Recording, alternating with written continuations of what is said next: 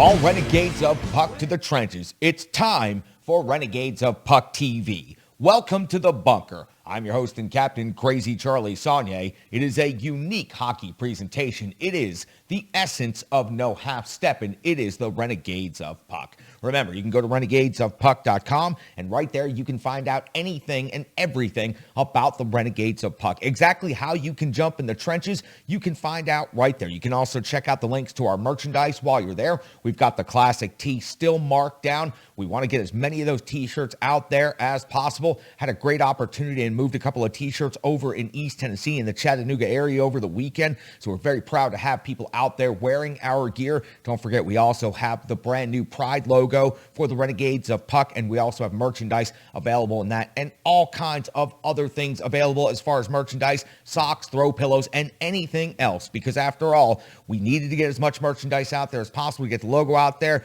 but we've sold out so that you can buy in Renegades of Puck. So we'd appreciate you, and you can find all of that by going to renegadesofpuck.com. Also, social media. It is critically important to us here at Renegades of Puck that you follow us in every way, shape, and form on social media. It is the only way we are going to be able to grow. We are trying to utilize every single platform out there to make this something bigger, something better, a force for positivity in the hockey universe. So make sure you are giving us a subscription to YouTube, which you are watching this show on right now. So we appreciate that. Now we're well over 100 subscriptions and looking to continue building that. So go to YouTube and give us that subscription while you're watching this video. Also, make sure you're checking us out on all the different social media platforms. Give us a like on Facebook. Very easy to do. And then go ahead and share the links and let other people know about the Renegades of Puck on Facebook. It's still a very popular platform for a lot of people. So we want to make sure we are getting those shares, getting those likes, and getting people to like the Renegades of Puck Facebook page. On Twitter, at Renegades of Puck. Very easy. Give us a follow,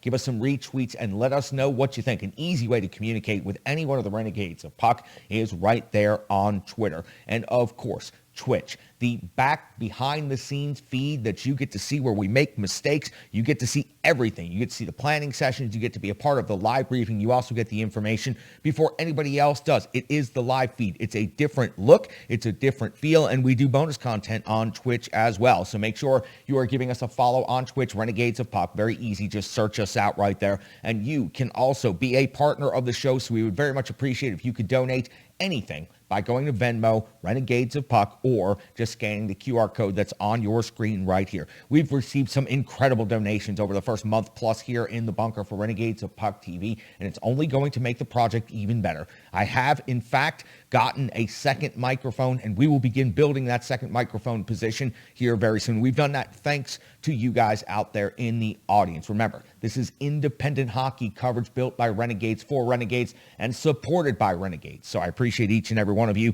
Any donation is helpful. $1, $5 does not matter. Go ahead and send us something over there on Venmo so you can be a partner with the Renegades of Puck. And we've got some great sponsors here. Rebirth Sports, I've been emailing back and forth with Doug now for a couple of weeks. We've got something very special coming up here very soon. I can't wait to tell you more about it. For now, though, give them some stick taps, love and respect. We're jumping in the trenches with the Renegades of Puck. You can find them very easily at rebirthsports.com or Facebook, Twitter, Rebirth Sports. This hockey jersey right here. So many hockey jerseys that you've seen me wear in the past for not just the Mighty Drunks, but also in tournament play across Middle Tennessee and all throughout the United States and the world. Rebirth Sports is making hockey teams look better, and it's not just jerseys. It's an entire presentation. So make sure you're giving the support to Rebirth Sports, as they have been great partners here to the Renegades of Puck. Also, Stripe Digital Solutions. StripeDigitalSolutions.com not only helped create the logo behind me on the wall and helped create our website and maintains our website at renegadesofpuck.com, but is also helping me build a marketing plan and presentation that is going to take the Renegades of Puck to the next level. Looking very much forward to you seeing what we are coming up with. That is Stripe Digital Solutions, Facebook, Instagram, very easy to find. Give them a message. Let them know that you're hearing about them right here on Renegades of Puck TV. And of course, Strong Style Fit. Getting off the couch, getting moving, getting motivated. That is what it's all about when it comes to Strong Style Fit. 150 workouts now on YouTube, completely free to you from a certified personal trainer, all donation based. So you can reach out to Strong Style Fit on Facebook, Instagram, and Twitter. And again, let Strong Style Fit know how much you appreciate them being in the trenches with us right here on Renegades of Puck TV. If you would like your business featured here, you could sponsor one video, you could sponsor a specialty segment, or you can sponsor the entire bunker. We'll craft something for your business, for your needs. We have price point levels at all levels. So again, anything you can do to get in business and partnership with the Renegades of Puck, we will work with you. You can reach out to us at renegadesofpuck@gmail.com. We sure would appreciate any one of you reaching out to us. We can get your business on these videos right here. We can get some Renegades of Puck into your business, and we can start getting some money in your pocket as we also, in partnership, get some money in the bunker's pocket. So appreciate each and every one of you for joining us here on Renegades of Puck TV. It is the no half step in hockey coverage that you come here for. So let's go ahead and get into that right now. For the Nashville Predators, they currently sit in fourth place in the Central Division after 17 games played, almost one quarter of the games through the schedule in the season. The Preds have a record of 9-7-1. They have 19 points. They sit 3 points behind the Minnesota Wild for first place in the Central Division. The Winnipeg Jets are in second place with 22 points. The St. Louis Blues with 20. And then there sits the Preds with 19. Colorado, who the Preds will play very soon, coming up quickly behind the Nashville Predators at 17 points. And then you'll find Dallas at 16 before running into Chicago and Arizona in the basement of the Central Division. For the Nashville Predators, they have been on the road for a long time, and they look like a team that is very tired of being out there on the road. So thankfully, they'll be back at Bridgestone Arena now, taking on the Anaheim Ducks. The Preds have a home record of 4-3 after taking on Anaheim. The Preds Wednesday will host Vegas, and then on Friday will host the New Jersey Devils before taking off on Saturday for another back-to-back. This time, Colorado will be the second game of the back-to-back, the first meeting of the Preds and the Avalanche this season, and then closing out the month of November with a home game against the Columbus Blue Jackets, and then starting the month of December with a home game against the Boston Bruins. So the Nashville Predators will have some significant home ice advantage coming up at Bridgestone Arena. And since the Nashville Predators were able to maintain a winning record through the toughest road month of the year, now 5-4-1 in total on the season, the Nashville Predators have done exactly what they need to do to survive the difficulties of the early portion of the schedule. No, they have not beaten all of the teams they should, but they have beaten some teams that they probably should not. So far, I think it is evening out through the first near quarter of the season. For the Nashville Predators, their upcoming opponent, the first of 3 games against the Anaheim Ducks this season.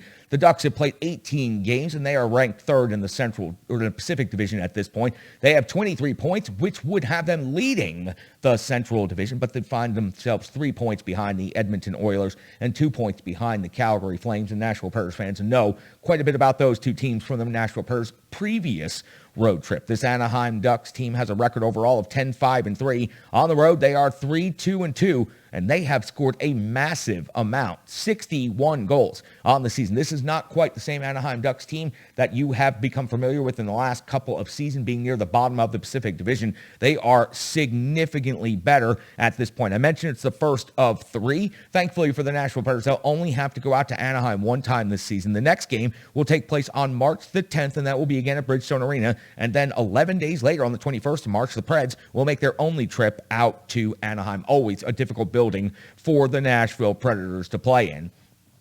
For the Ducks, taking a look at their most recent action. On the 9th of November, it was a 3-2 overtime win at Vancouver, followed up with a 7-4 win at Seattle. On the 14th of November, a 5-1 win versus Vancouver. Then an overtime win, 3-2 versus the Washington Capitals. And their most recent game taking place on the 18th of November, a 2-1 loss versus the Carolina Hurricanes. Next Wednesday will be the next game for this Anaheim Ducks team, and that will take place at the Colorado Avalanche. When it comes to the NHL rankings and taking a look in the numbers for these two teams, the Anaheim Ducks have some fairly impressive statistical metrics. Goals for at 3.39 is 7th best in the NHL, and their goals against at 2.61 is 8th best in the NHL. The Nashville Predators ranked 19th in goals for at 2.71 and 14th in goals against at 2.82. Now, the Nashville Predators have had some difficulty getting the pucks on net. 27.9 shots per game is 31st or near last in the NHL. Shots against, the Preds at 30.7 are 11th in the NHL. Now, for the Predators struggling to get shots on goal, only 27.9. The Ducks give up 32.3 against, which is 22nd in the NHL. So the Nashville Predators should have an opportunity to get some pucks on net and, frankly, need to start getting more pucks on the net. When it comes to special teams, this is actually a matchup of highly impressive power plays, and I know That sounds incredibly shocking to hear when you talk about the Nashville Predators to have an incredibly impressive power play. But currently, after 17 games, the Nashville Predators are ranked second overall in the NHL. They've converted 13 times out of 45 opportunities, or 28.9%. The Anaheim Ducks are fourth in the NHL, 26.8%. They have scored 15 times on 56 opportunities. The Ducks have the seventh best penalty kill in the league, giving up only 6 power play goals against, while the Nashville Predators penalty kill, which started off decently this season, has been slowly sliding into the bottom third of the league standings, now at 23rd in the NHL, 78%, but 13 power play goals against is a lot of goals to give up. Individual statistics now, Matt Duchene, just incredible start to the season. 12 goals now, 7 assists, 19 points, leads the Nashville Predators. His 12 goals is tied for third overall in the NHL, but it gets even better for the Nashville Predators in individual performances because Mikael Granlund, of course, signed to a brand new free agent contract before this season, is absolutely delivering the goods. 3 goals, but 15 assists now for 18 points. His 15 assists are tied for fourth best overall in the NHL. And Roman Josi on defense, 6 goals and 11 assists for 17 points. Those 17 points are first overall by a defenseman in the NHL. So the Nashville Predators are definitely getting some great individual performances through the first 17 games this season. Ryan Johansson also, 5 goals is a very good number for Ryan Johansson, and he is shooting the puck a lot more. 6 assists for 11 points. Ryan Johansson has slowed just a little bit, but for these top scorers on the Preds, it seems like they slow a little bit and then have a nice 3-4 game burst. So hoping Ryan Johansson on this current homestand that they're about to start is going to have that jump. And Philip Forsberg, the Nashville Predators miss him so much right now. You can just see how much the offense is lacking. It's not only not being able to generate shots on net, but just not being able to generate enough time to create. Forsberg also helps on the rush a lot. The Preds simply need to get Philip Forsberg back in the lineup. Hopefully, we'll receive an update on his condition and when he can be back in the lineup very soon, because the Preds offense overall is definitely struggling without him. In net, UC Saros, 7-6-1 on the season, a 9.19 save percentage, of 2.46 goals against average. Numbers definitely took a hit on this road trip. Taking a look at some of the individual stats for the Anaheim Ducks, Terry leads the team in scoring, 22 points on the season. It breaks down as 12 goals and 10 assists. Highly impressive. Getzlaf has 18 assists on the season. That's 19 points overall. Add his 1 goal in. Henrique at 6 plus 9 for 15. And Shattenkirk on the blue line, 4 plus 10 for 14. This team has plenty of offensive capabilities and plenty of punch. And Gibson in net is playing some very good hockey. 9-3-2 and 9.26 save percentage and a 2.31 goals against average. The Nashville Predators are certainly going to have a very difficult game on home ice taking on the Anaheim Ducks. The Nashville Predators need to put it all together, though, and come back home and play a very consistent game and play a full 60 minutes because, frankly, they just haven't been able to put together both ends of the ice or all 3 zones really at any point in time these last couple of games on this road trip, and they haven't been able to accomplish much of the hockey that we've come familiar with them playing through the first 15 games of the season. Now, listen, it's one thing to not have a good night in Toronto against the Maple Leafs and fall to that high-powered offense, but it is completely different and completely unacceptable to have a performance that is incomplete against the team that only has 4 wins on the season and in the most recent stretch of hockey had played some of the most abysmal hockey of the entire season. Do not let this night be the turnaround of the season for the Montreal Canadiens, because it felt like one of those type nights where a team that had some success last season, especially towards the end of the season, did not start off very well and might have gotten their groove. Hopefully not for the Nashville Predators or anybody else. The Preds have to play the Montreal Canadiens again coming up very soon. Listen, let's get right into the action. You give me 10 minutes, I'll give you the entire game. Give us an additional 10 minutes, and the Renegades of Puck are going to give you all of the analysis, information, stats, and details about this game. Your lines going into this last game of the road trip, because remember, the middle game of the road trip in Ottawa had to be canceled because of the Senators' COVID complications right now and the amount of people testing positive right there in Ottawa. So the Preds fall in Toronto, have a couple of days off to hang around in Montreal, and they do not quite get their heads on focus before taking on the Canadiens. We go into the game with the line combinations looking like this, but they would be considerably jumbled up. But let me tell you how we started. Cunnin, Granlund, and Duchene, Cousins, Johansson, and Tolvin, and Trennan, Sissons, and Janot, Olivier, McCarron, and Tomasino. Your defensive pairings, Josi and Favreau, Ekholm, and Carrier. So great to see Carrier back in the lineup. I was so worried and so concerned when he blocked that shot with the base of his skull. A one-timer in the NHL to the base of the skull just scared the hell out of me. So I'm so happy to see him not only back on the ice, but seeming to be just fine so far. Borowiecki and Benning make up your third pair. UC Saros gets the start in net. We're 2:13 into the game, and Montebo's got a save on Johansson, but he makes an even better save on the rebound opportunity off of Johansson with the glove. Just a few seconds later at 2:41, Lekkonen's got his first goal of the season, giving Montreal a 1-0 lead. Puck hits some skates near the crease, and Lekkonen is there to clean it up without any problem at all. Montreal's got a 1-0 lead. The crowd is buzzing, and at 3:35, Montebo's coming up with a save on Trennan. And then at 4:51,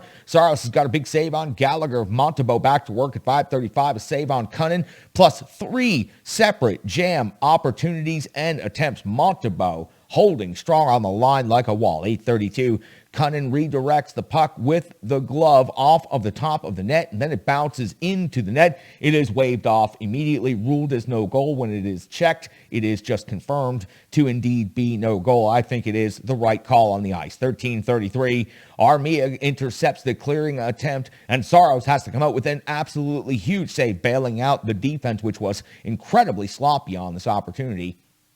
For the Nashville Predators, they had a lot of shots towards the net with 15, and they had some good zone time and some good possession, but they were sacrificing for offensive opportunities. They were definitely sacrificing the back end of the ice, and the defensive end of things, while they didn't give up a lot of shots, you could just see some troubling signs early in this game as the Preds were putting the full court press onto the Montreal Canadiens, trying to win this game, frankly, trying to blow the Canadiens out in the first period, but it wasn't to be as Montebo holds strong. Montreal ends up with 9 shots on goal in the period. We start the second period, and the Montreal Canadiens are off to a hot start. Dvorak gets his third goal of the season. It was Ekholm's huge turnover. Then he falls down. It leads to an easy goal tap-in after Drouin's great pass. It was essentially a 3-on-1 from about 10 feet out after Ekholm's turnover, and this turnover was absolutely brutal. Montreal's got a 2-0 lead and starting to feel a little bit of confidence and swag out there, and that is not good news for the Nashville Predators. At 3:23, Saros comes over the save on Evans, who drives the net hard off of the rush. At 3:23, Olivier off to the box, 2 minutes before tripping, and you would see Montreal convert with Gallagher's 4th goal of the season. Just a simple redirect at the top of the crease, perfect execution. Montreal a 3-0 lead. The timeout for the Nashville Predators would not benefit John Hines the way he was hoping. At 8:21, Johansson does get a good scoring opportunity, but Montebo is strong yet again. At 9:31, Pauling's got his 2nd goal of the season, a wrist shot from the half wall through traffic. Saros never sees it. The D is just awful in the zone. Montreal moving the puck with ease, and now they have a 4-0 lead. Same player, just over 40 seconds later, gets his 3rd goal of the season, and now Montreal is blowing the Nashville Predators out. It's a 5-0 lead. UC Saros gets the mercy pool. Riddick is in. Saros goes 14 out of 19 in this game, and frankly, he never had an opportunity. The Nashville Predators hung him out from start to finish. Saros may not have been his sharpest game of the season, but the defense just left him out to dry at every opportunity. 12:52, Johansson's got the puck going over the glass off of his stick, and that is 2 minutes for delay of game. A decent penalty kill for the Nashville Predators simply because they did not give up another goal against. At 17:58, Riddick stops Toffoli's breakaway, kicking out the right pad and coming up with the huge save for his first big save, and maybe his biggest save of his early Nashville Predators career. At 18:56, we have got some mayhem. Olivier and Anderson go and get 5 minutes of each for fighting. While the call is being made by the referee, all of the players get together and just have an absolute scrum. There's wrestling all over the ice. There's not really any organized fighting. Guys have just kind of paired off and are just kind of pushing and shoving and wrestling a little bit, and it ends up with a couple of 2s and 10s and some 12 minutes totals, but nothing really ends up happening. Nothing really breaks out from this, but it looked like it had the potential to absolutely boil over for just a moment here, and the Nashville Predators certainly had plenty of players out there who could handle themselves in the lineup for this game. We hit the end of a disastrous second period, without a doubt the worst period of the season for so far for the Nashville Predators, and hopefully hopefully the worst period of the season in total. 26 shots on goal for the Preds, 23 for Montreal. I limited the notes in the third period to just the big events. 6:07 to Foley's off to the box, 2 minutes for hooking on Granlund. Mikhail Granlund, great job on the zone entry, draws the penalty and gets the power play for the Preds. Duchesne gets his 10th goal of the season. It was off of the rush with a strong wrist shot. It was like Matt Duchesne just decided he was about to take over here in the third period. The Preds are on the board, but Montreal still leads 5-1. 12:45, Lekkonen's off to the box, 2 minutes for holding, and it's Matt Duchesne again. This time, Granlund does all of the work, and Duchesne gets the easy finish, putting the puck in the net from the high slot, and it is Montreal now 5-2. Duchesne's got 2 in this period. He's got 11 overall in the season. At 13:13, we see Chirac go off to the box, 2 minutes for roughing. The Nashville Predators would get good pressure, but no, Matt Duchesne would not convert on his third consecutive power play goal. Matt Duchesne would, however, convert the hat trick just after the power play completed, getting his 12th goal of the season, a natural hat trick, and it was Granlund to Johansson with a slick pass across to Duchesne.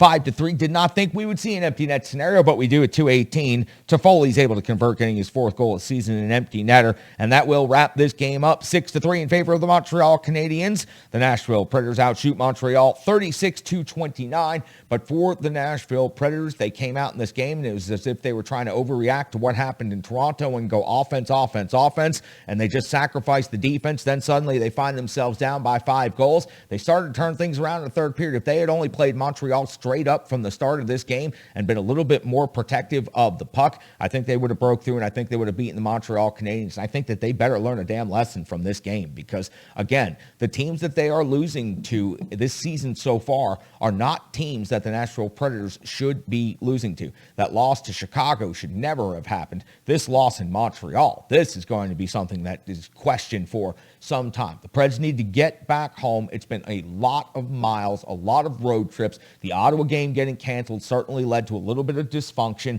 So for the Nashville Predators, now they've had an opportunity to get back home. They'll take on a very good Anaheim Ducks team, and then they will face off against Vegas and New Jersey this week, and also have Thanksgiving celebrations and everything around that coming up. So some distractions on the way, but a couple of home games for the Preds, and I do think at this point they need some home cooking in more ways than just Bridgestone Arena. I think it was a lot of tough road buildings and a lot of tough road miles, but for the Preds, they managed to survive it. Yes, this was a road trip from hell to Eastern Canada, but the Preds are able to come back home now and hopefully collect some points this week in the upcoming games. Now listen, UC Saros was certainly not at his best, but the Nashville Predators left him out to dry in this entire game. Rittich also got some time in this game. Rittich ended up going 9 out of 9, and that's good news for the Nashville Predators. He gets an opportunity after only having one game under his belt so far. He'll have a start coming up in the back-to-back coming up next weekend, so he gets a chance to go in there and go 9 out of 9. UC Saros pulled after giving up 5 goals in this game, 14 out of 19 overall. Nostradamus has got some thoughts on everything that happened between the pipes and also going to help us start getting set up for everything that's going to happen with the Nashville Predators and the Anaheim Ducks. You can find him on Twitter at GreekGoalie35. He's the starting goaltender of the Renegades of Puck, and I sure do appreciate his opinion and analysis on everything when it comes to the world of goaltending. Nostradamus, it's all yours. Thank you, Charlie. It's hard to put words together that are PG rated after a game like that. The Preds losing big to the second worst team in the league, Montreal Canadiens, who were 4-13-2 going into this game. Abysmal performance by the Nashville Predators. They really crapped the bed, so to speak, on this one. No doubt about that. Broadcast, of course, they do what the broadcast does. They're going to sugarcoat things and say, well, Montreal was coming off a bad loss at home to Pittsburgh, 6-0. You knew that you were going to get a better team coming out. Do you really know that, though? Because the team had only won 4 games all year, so it doesn't matter how they lose. They still are a bad team with a third-string goaltender that just beat the tar out of the Preds 6-3. Montreal, going into this game, had just scored more than 2 goals 3 times all season and once in their last 12 games. So this is not a team that was a high-powered offense that was playing badly defensively, and you have to outscore them. This is just a bad team. UC Saros, don't put it on him. It's 14 out of 19. Of course, the stat line looks terrible for him. Did not get any assistance whatsoever. David Rittich came in, faces a breakaway almost immediately after coming in, makes a nice save on Tyler Toffoli. But aside from that, nothing really going for the Nashville Predators. Montembeault comes in. I'll give him credit. Look, he had an incredible first period with those 15 saves. Preds could have very easily scored 2 to 3 goals in that first period, but They were so bad in the second period that they gave up 4 goals in a span of 9:02. Again, this is a team that scored more than 2 goals just 3 times this season, and you give up 4 in 9 minutes. That is abysmal in your own zone. Even when the Preds were getting their chances in the first period, they were bad in their own zone. So you knew it was going to be either a high-scoring game or one of those games where a goalie is going to have to make a save to be the difference maker in this one. So the Preds put this one behind them in a big, big way, because that's something you never want to look at again. Burn the videotape, whatever you need to do. Move on from this game, because it's not going to make anybody happy. Even with Matt Duchene getting a hat trick in the third period, you had a glimmer of hope there late in the game, but just not good enough. When you are that bad over a period of 20 minutes in the middle of that game, you deserve what you get, quite frankly. Just a bad performance. They come home Monday night against Anaheim, who's 8-1 in their last 9 games. So none of this playing down to competition stuff that we've heard. Oh, they played down to Montreal, they played down to Chicago. No. You have a red-hot Anaheim team coming in, 8-1 in the last 9. They haven't left the West Coast since October 23rd, so that'll be interesting to see how Anaheim handles that, being on the road again. John Gibson will be in net for Anaheim. He's 9-3-2 of the season, 2.31 goals against average, 926 save percentage. Very impressive job by him. And Ryan Getzlaf, career resurgence at the age of 36, 19 points in 18 games this season. And the man he's feeding the puck to is Troy Terry. Who is Troy Terry? Fifth-round draft pick several years back, had scored a total of 11 goals in his last 2 seasons with the Anaheim Ducks, has 12 already this season. Watch out for him and Ryan Getzlaf to do damage. But again, Anaheim playing red hot. So the Preds, if they're going to get back to their winning ways, they cannot underestimate an Anaheim Ducks team who has been on fire here as of late. Charlie, back to you.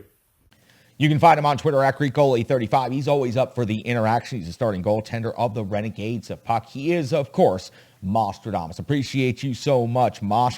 Let me get into a couple of other numbers now that we're done talking about the goaltenders. Of course, Matt Duchene scored all the goals for the Nashville Predators with 3 in this game.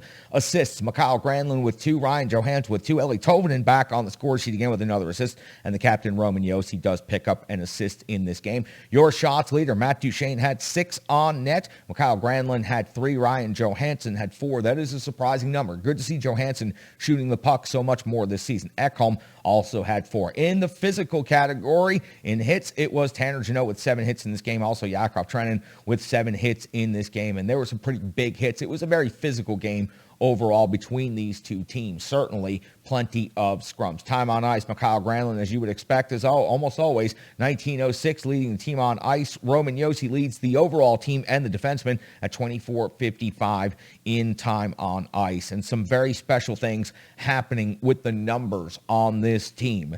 Duchene, with 12 goals on the season, he's already more than a third of the way in less than a quarter of the season to catching up to Victor Arvidsson's franchise record of 34 goals in the season that took place in 2018-2019. If Matt Duchene can maintain any type of scoring pace this season, he should reach that record. And no, I don't think it's too early to start talking about that. As hot as he is right now, a big homestand, and who knows what his goal total is going to be. Mikael Granlund had 15 assists. He only had 14 assists all of last season. Now listen, it's not unusual for Mikael Granlund to have a lot of assists. He had 46 in 2017-2018 with Minnesota, so hopefully he is on pace, because that season he was well over 60 points, and if Mikael Granlund is well over 60 points and Matt Duchene is easily pushing for a franchise single-season goals record, well, then the Nashville Predators offensively are in a very good spot. And don't forget, the captain on defense is also number 1 overall in defensive scoring.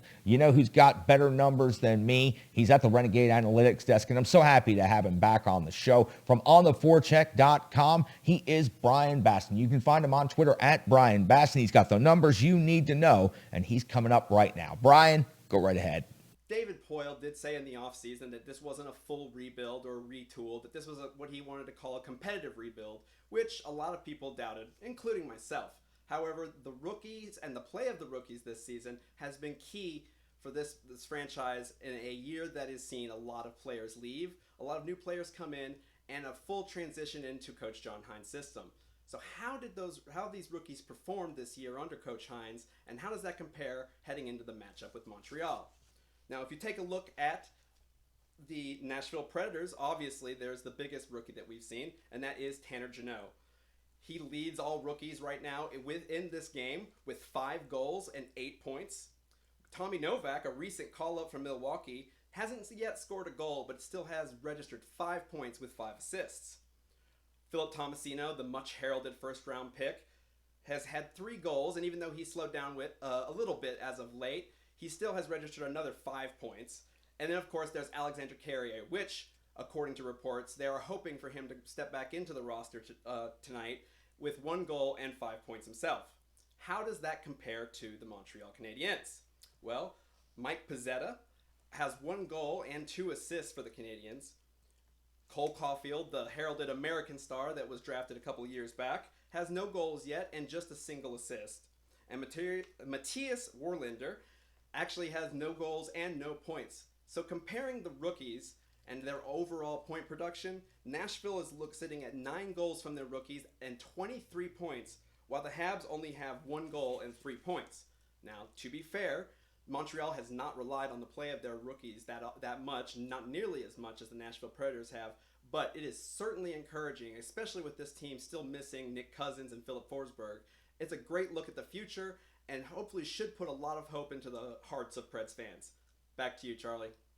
You can find him on Twitter at Brian Basson. You can read his work at ontheforecheck.com, and you can find him right here on Renegades of Puck TV, running the Renegade Analytics Desk. Over the weekend, Renegades, I had an opportunity to go down to the Chattanooga area, and I had an opportunity to watch my friends in an incredible wrestling event that took place in Red Bank, Tennessee. I was so proud to be a very small part of ICW NHB, to be there in attendance and see my old partner Tank.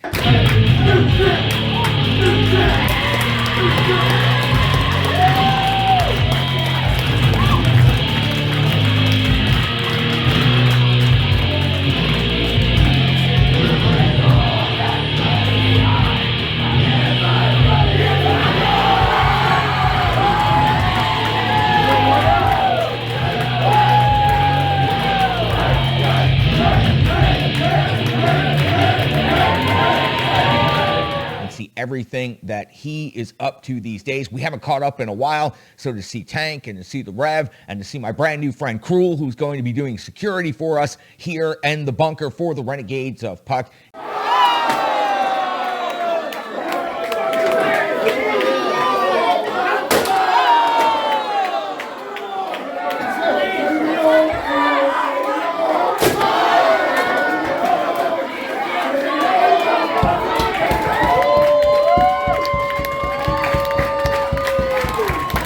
It was a really fun weekend to get on down to the Chattanooga area and revisit my old world, my old life, and to see a couple of death matches taking place. These guys were out there just absolutely giving it all. You talk about no half-stepping and putting your life on the line. This was incredible. You guys should definitely be supporting them. I'm very appreciative of them inviting me to come down to the Chattanooga area, inviting all of the Renegades of Puck to come on out. And I look forward to going out to a couple of more shows in the future and coming on down and seeing you guys again. Also, Chattanooga, I had an opportunity while I was down there to not only take in a couple of great wrestling events and hang out with a couple of great friends down in the area, but I also had an opportunity to get out there on the ice at the Chattanooga Choo Choo right behind the hotel. They built a small ice rink, much like we had here in Nashville a couple of years ago for the All-Star weekend, the tiny little 3-on-3 rink that they built on the plaza that you can go out and skate, and you can see it right here. Now listen, something about it. There is not a hockey rink. There is not a full-size ice rink anywhere in the Chattanooga area. And not only is there not a full-size ice rink anywhere in the Chattanooga area,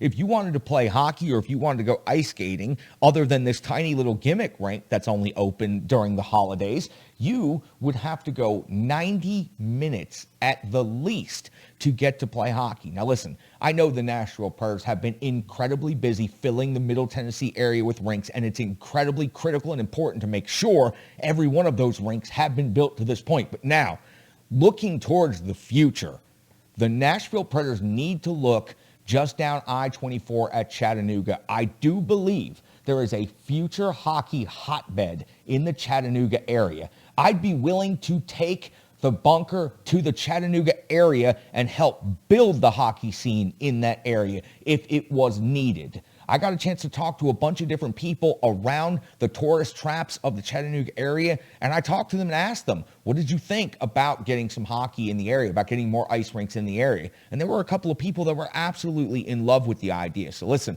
we got to start getting a campaign going to get Chattanooga some ice, even if it doesn't have anything to do with the Renegades of Puck or the Nashville Predators. We need to get some ice in the Chattanooga area. I think it's really important to continue growing the game. That is one of the main components of what I came here to Middle Tennessee to do, which is help grow the game and help build the sport of hockey. With how much it has grown here in Middle Tennessee, with how many different youth programs there are, it would be tremendous to get the same thing going in the Chattanooga area and then start building up rivalries between the two cities. Now listen, the Nashville Predators are an NHL franchise in the state of Tennessee, and Chattanooga is a very good-sized city in the state of Tennessee, well within their viewing area. So hopefully, the Nashville Predators do have plans once they are finished here in the Middle Tennessee area, building up their proper amount of rinks, that they are going to move right on down I-24 and build something for the people of Chattanooga, and maybe just one day there'll be a future expansion Renegades of Puck hockey team right there in the Chattanooga area. Wouldn't that be cool?